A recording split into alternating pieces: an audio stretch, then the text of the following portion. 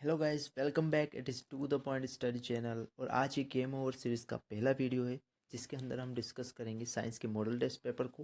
Okay, इसके अंदर MCQs मैंने फ्रेम किए हैं जिनके आंसर्स मैं आपको बताऊंगा और जिन जिन एमसीक्यूज़ के डिस्क्रिप्शन हमें ज़रूरत होगी उसका डिस्क्रिप्शन भी आपको प्रोवाइड कराऊंगा। ओके, सो स्टार्ट करते हैं हम बिना किसी देरी के। हमारा पहला क्वेश्चन है, Which of these do not show any molecular movement in them until they infect some cell?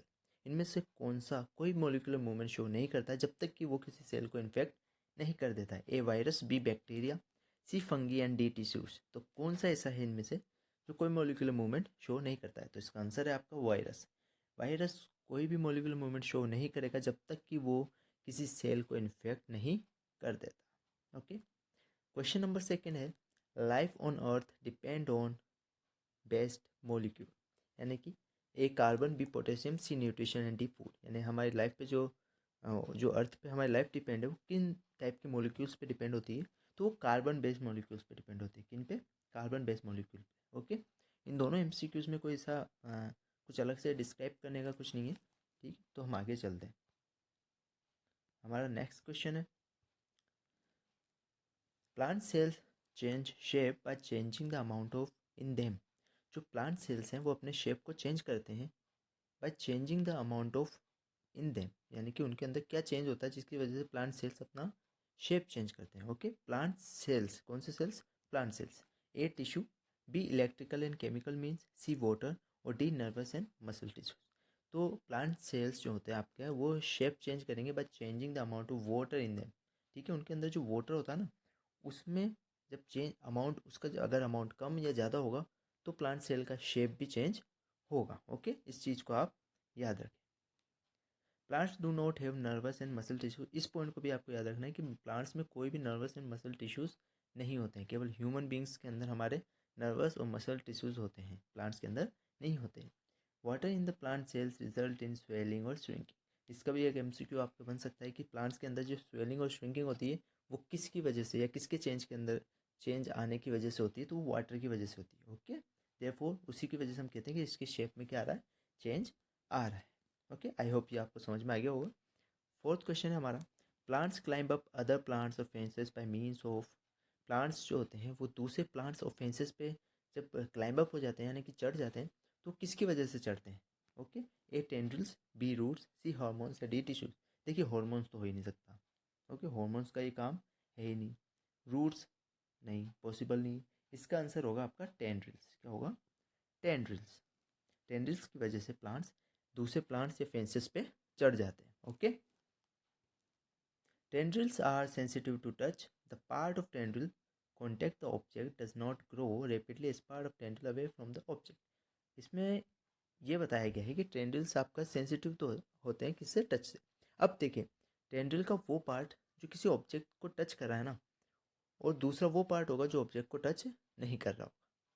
जो ऑब्जेक्ट को टच नहीं कर रहा है वो रैपिडली ग्रो होगा उस पार्ट से जो ऑब्जेक्ट को टच कर रहा है। आई होप, हाँ थोड़ा कंफ्यूजिंग है बट थोड़ा समझिए इसे कि अगर वो जो ऑब्जेक्ट, मान लो इस ऑब्जेक्ट को टेंड्रिल टच कर रहा है, यानी कि ये जो टचिंग वाला पार्ट है यहाँ पर, ये इतनी जल्दी ग्रो नहीं करेगा जितनी जल्दी ये आपका नॉन टच पार्ट यहाँ पे करेगा। ओके, यानी कि जैसे मान लो,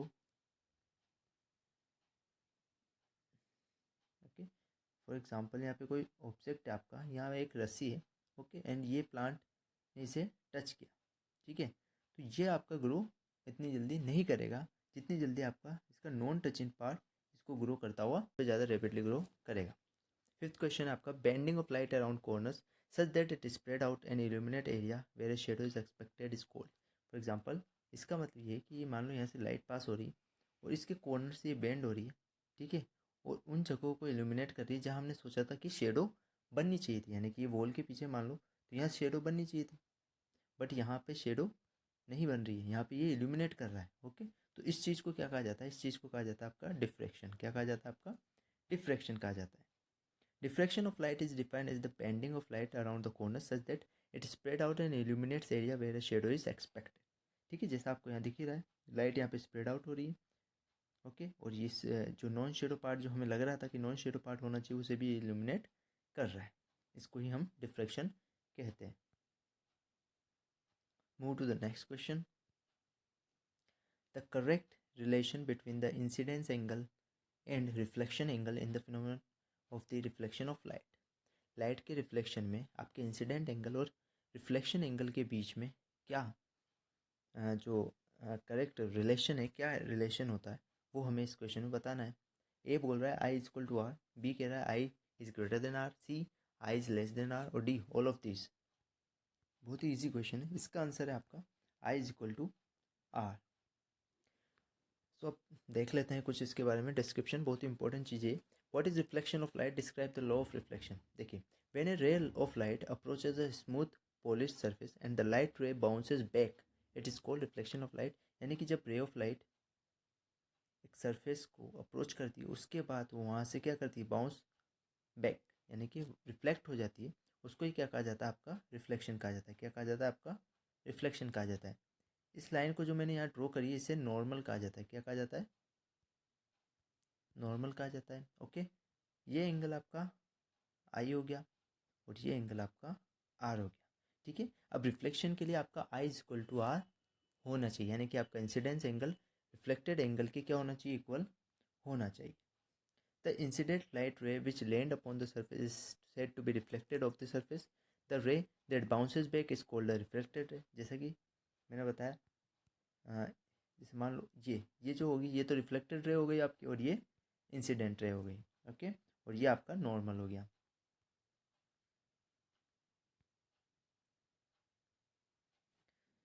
okay, if a perpendicular were to be drawn on a reflecting surface, उसको हम क्या कहते हैं, नॉर्मल कहते हैं. ओके, हाँ, इस डायग्राम से आपको समझ में आ जाएगा. The law of reflection state that the angle of incidence is equal to angle of reflection. जो ये एंगल है वो आपका इसके इक्वल होना चाहिए. ये आपकी इंसिडेंट रे और ये आपकी रिफ्लेक्टेड रे, ये एक स्मूथ सरफेस और ये आपने जो एक परपेंडिकुलर ड्रॉ किया है वो नॉर्मल आपका कहलाता है. लॉ ऑफ रिफ्लेक्शन क्या कहता है, लॉ ऑफ रिफ्लेक्शन कहता है the incident ray, the reflected ray and the normal all lie in the same plane.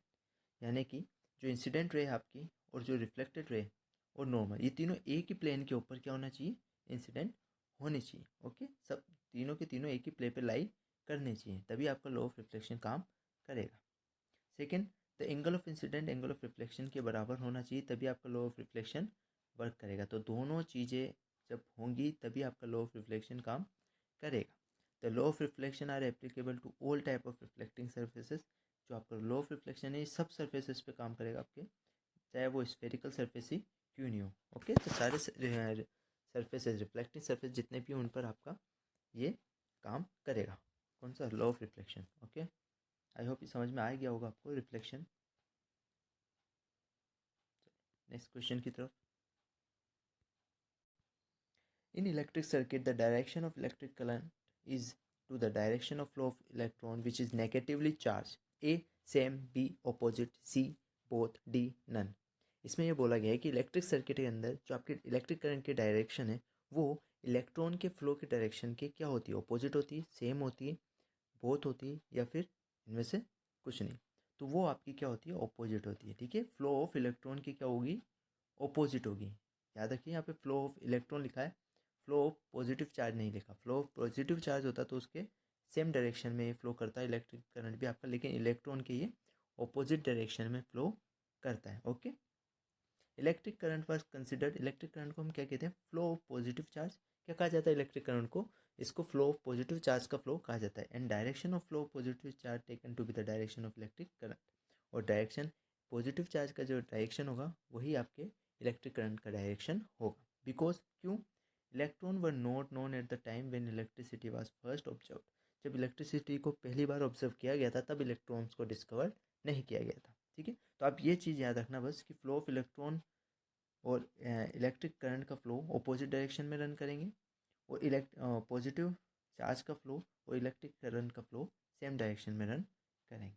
Okay, I hope आपको ये क्वेश्चन समझ में आ गया होगा. Move to the next question. इसमें से कौन सा करेक्ट है, I equal to Q upon T, Q equal to I into T, C T equal to Q upon I, और D all of the above. ठीक है, इसमें से कौन सा करेक्ट है, आपको बताइए. आई का मतलब क्या होता है, इलेक्ट्रिक करंट. ओके, क्यू का मतलब आपका चार्ज, और टी का मतलब आपका टाइम. ओके, तो इनके बीच में कौन सी रिलेशन इनमें से सही है, तो इसका आंसर होगा आपका डी. ये सारी रिलेशन इनमें सही है। आई का मतलब करंट, क्यू का मतलब चार्ज, टी का मतलब time.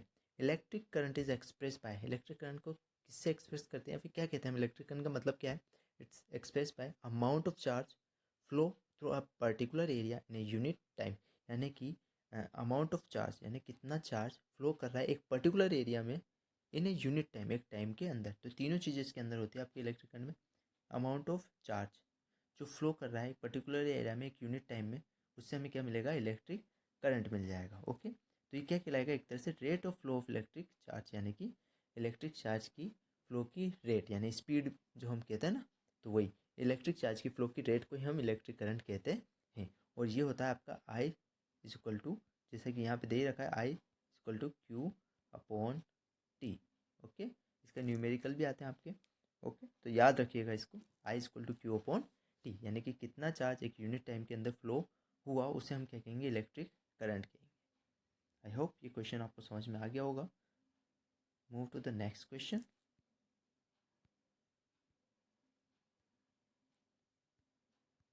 Who discovered that a compass needle got deflected when an electric current passed through a metallic wire placed nearby? किसने डिस्कवर किया था कि कंपास की जो नेडल है वो डिफ्लेक्ट हो जाएगी जब एक इलेक्ट्रिक करंट पास किया जाएगा एक मेटेलिक वायर से, उसके बिल्कुल करीब से अगर कोई इलेक्ट्रिक करंट पास किया जाए तो जो कंपास की नेडल है वो डिफ्लेक्ट हो जाएगी। ये किसने डिस्कवर किया था आपके? ए ओरिस्टेड ने, बी मेंडल, सी अल्फ्रेड मार्शल और डी फ्लेमिंग। ओके, तो इसका आंसर होगा आपका ओरिस्टेड। किसने किया था वो?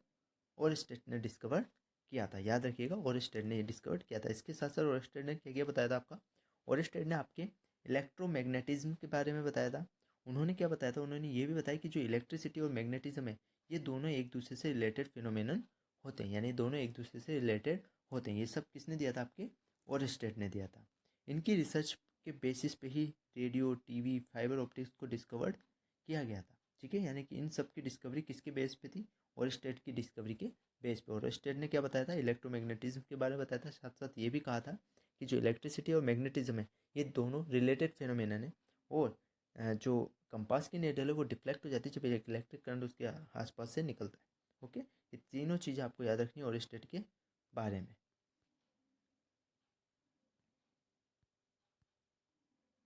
तो हमारा नेक्स्ट क्वेश्चन है यहाँ, the substance that undergoes chemical change in A reaction is called, यानी कि वो सब्सटेंस ओके जो एक केमिकल रिएक्शन से निकल रहा है उसे क्या कहेंगे? यानी कि दो तरीके से आपकी रिएक्शन चलती है केमिकल रिएक्शन में, एक इनपुट और एक आपका आउटपुट होता है। ओके, आपको पता ही है। तो इसमें कह रहा है कि वो सब्सटेंस जिसको हम केमिकल चेंज में डाल रहे हैं उसे क्या कहा जाएगा? उसे हम कहेंगे रिएक्टेंट। क्या कहेंगे? रिएक्टेंट। ओके, देखिए जैसे फॉर एग्जांपल यहाँ पे दे रखा है मैग्नीशियम और ऑक्सीजन को हमने रिएक्ट किया और हमें मिला क्या? Magnesium oxide. तो जो जिनको हम रिएक्ट कर रहे हैं उन्हें क्या कहेंगे? रिएक्टेंट्स। और जो प्रोडक्ट जो हमें मिला रिजल्ट, यानी कि जो एंड रिजल्ट हमें मिला उसे क्या कहा जाएगा? आपका प्रोडक्ट। ठीक है, प्रोडक्ट क्या कहलाता है? New substance reaction form during, यानी कि जो सब्सटेंस बना ड्यूरिंग रिएक्शन। ओके, ये ऐसे new substance form during reaction, यानी कि रिएक्शन के वक्त जो नया सब्सटेंस आपके सामने आता है उसे हम क्या कहते हैं? प्रोडक्ट कहते हैं। ठीक है, ओके। और यहाँ पे क्वेश्चन में यही कहा गया था that substance that undergoes a chemical change, यानी कि जो केमिकल चेंज में जा रहे हैं उन्हें क्या कहा जाएगा? आपका रिएक्टेंट्स कहा जाएगा। विच आर नेचुरल इंडिकेटर्स, इसमें से कौन सा आपके नेचुरल इंडिकेटर्स है? ये आपके एसिड बेस साल्ट वाले चैप्टर में से क्वेश्चन। तो इसमें से कौन से आपके नेचुरल इंडिकेटर्स हैं? ए लिटमस, बी टर्मरिक, सी रेड कैपेज और डी ओल। तो इसमें से आपके कौन से नेचुरल इंडिकेटर्स हैं? तो सारे ही आपके नेचुरल इंडिकेटर्स हैं। लिटमस, टर्मरिक, रेड कैपेज, ये सारे आपके क्या हैं? आपके नेचुरल इंडिकेटर्स हैं। ओके, अब देखिए कुछ डिटेल यहाँ पे दे रखी है। एसिड, एसिड कैसे होते हैं? आपके टेस्ट में सोर होते हैं और ये ब्लू लिटमस को रेड लिटमस में कन्वर्ट करते हैं, यानी ब्लू लिटमस पेपर को रेड लिटमस पेपर में कन्वर्ट कर देते हैं, कलर को कन्वर्ट कर देते हैं। जो आपके लिटमस पेपर का कलर है उसे ब्लू से रेड में कन्वर्ट करते हैं।